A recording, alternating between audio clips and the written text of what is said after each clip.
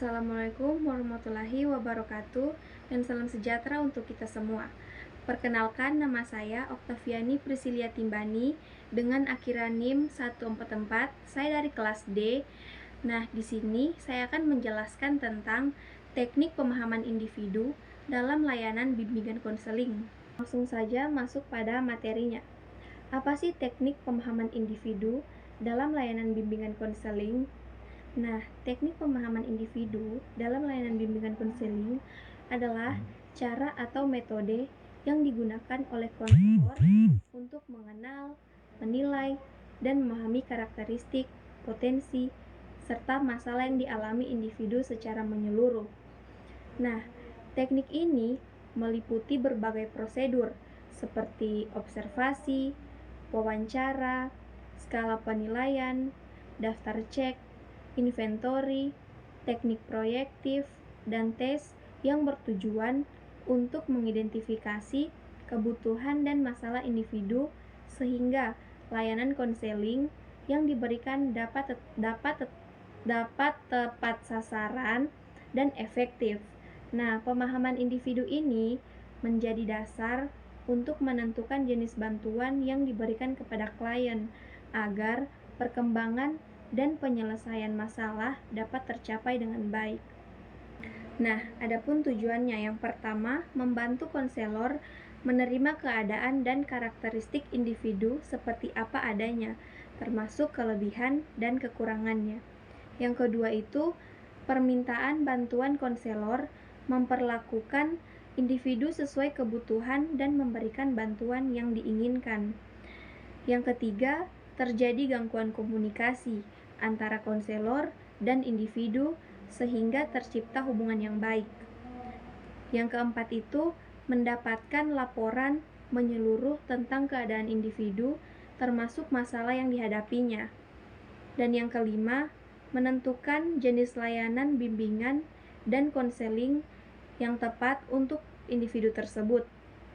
Nah, adapun jenis-jenis teknik pemahaman individu dalam layanan bimbingan dan konseling. Yang pertama itu teknik observasi, mengamati perilaku, ekspresi wajah, gerak tubuh, dan interaksi klien secara langsung dalam berbagai situasi untuk memperoleh informasi tentang kondisi psikologis dan emosionalnya. Yang kedua, teknik wawancara, melakukan jawab secara langsung dengan klien untuk menggali informasi tentang masalah, kebutuhan, dan potensi yang dimiliki klien. Yang ketiga itu teknik pengisian angket, menggunakan kuesioner atau angket yang berisi pertanyaan-pertanyaan tertulis untuk mencatat aspek-aspek psikologis atau karakteristik klien. Yang keempat yaitu teknik tes psikologis, memberikan tes atau alat ukur yang sudah terstandarisasi untuk menilai kemampuan intelektual, bakat, kepribadian, minat, dan aspek psikologis lainnya. Nah, yang kelima, teknik refleksi, menggambarkan kembali apa yang disampaikan klien untuk menunjukkan pemahaman dan membantu klien menyadari perasaan atau pikiran yang ingin diungkapkan. Serta yang keenam itu teknik empati, memahami dan menghargai perasaan klien dengan penuh perhatian sehingga klien merasa didengar dan dipahami secara tulus. Selanjutnya, contoh aplikasi teknik pemahaman individu dalam layanan bimbingan konseling. Contohnya itu yang pertama, teknik observasi.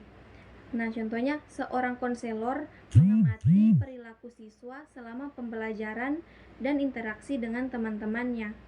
Jika konselor melihat siswa tampak murung dan jarang berinteraksi, konselor dapat mencatat hal itu sebagai awal untuk memahami kondisi emosional siswa informasi tersebut. Nah, yang kedua itu teknik wawancara. Konselor mengajak siswa berbicara satu-satu dengan pertanyaan terbuka seperti apa yang sedang kamu rasakan akhir-akhir ini, atau adakah hal yang membuatmu merasa terbebani? Nah, dari jawaban siswa, konselor dapat menggali lebih dalam permasalahan yang dialami.